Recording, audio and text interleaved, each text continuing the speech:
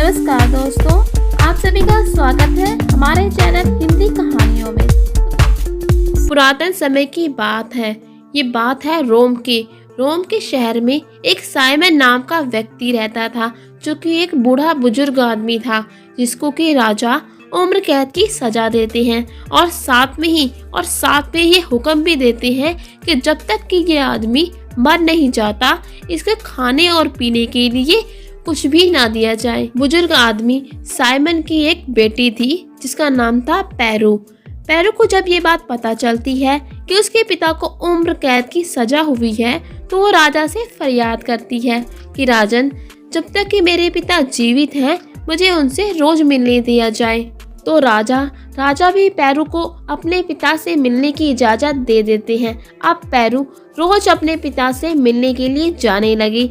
वो जब पिता से मिलने के लिए जाती तो सैनिक उसकी अच्छे से तलाशी लेते कि कहीं उसके पास कोई खाने की चीज़ तो नहीं है। उसके बाद वो लोग उसको उसके पिता से मिलने के लिए जाने देते। फिर कुछ दिनों तक ये सिलसिला यूं ही चलता रहा।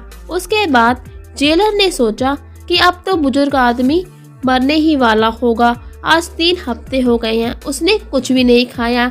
तो वो बुजुर्ग आदमी को देखने के लिए अंदर जाता है तो पाता है कि बुजुर्ग आदमी बिल्कुल ठीक है। फिर जेलर को उसकी बेटी पैरू पर शक होता है कि वो जरूर कुछ ना कुछ छिपाकर लेके आती है और अपने पिता को खिला देती है। अपने इस शक को दूर करने के लिए जेलर वहीं कहीं छिप जाता है और उसकी बेटी के आने का इंतजार करने लगता है। और जब वो आती है तो वो देखता है कि उसकी बेटी कुछ भी अपने साथ लेकर नहीं आती और वो हैरान हो जाता है ये देखकर कि उसकी बेटी बहुत ही चालाकी के साथ उस बुजुर्ग आदमी को अपना दूध पिलाती है। जेलर को इस बात का बिल्कुल भी अंदाजा नहीं होता कि उसकी बेटी उसको अपना दूध पिलाकर भी बचा सकती है। तो फिर जैसे ही उसकी बेटी पैरू बाहर आती है तो उसको भी पकड़कर जेल में बंद कर दिया जाता है। और फिर ये बात पूरे इलाके में आग की तरह फैल जाती है।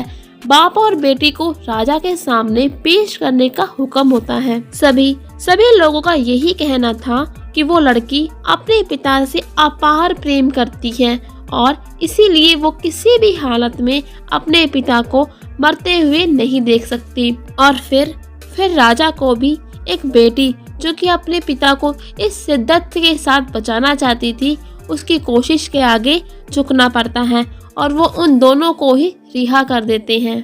तो दोस्तों, इस कहानी से हमें यही सीखने को मिलता है कि औरत जो है, चाहे वो माँ हो, बहन हो, बेटी हो, वो अपने रिश्तों को बचाने के लिए, अपने अपनों को बचाने के लिए किसी भी हद तक जा सकती है। कहानी अच्छी लगी हो तो वीडियो को लाइक शेयर करना बिल्कुल ना भूलें और चैनल को सब्सक्राइब कर लें। और अब हम मिलेंगे अपनी अगली वीडियो में नई कहानी के साथ। तब तक के लिए नमस्कार दोस्तों।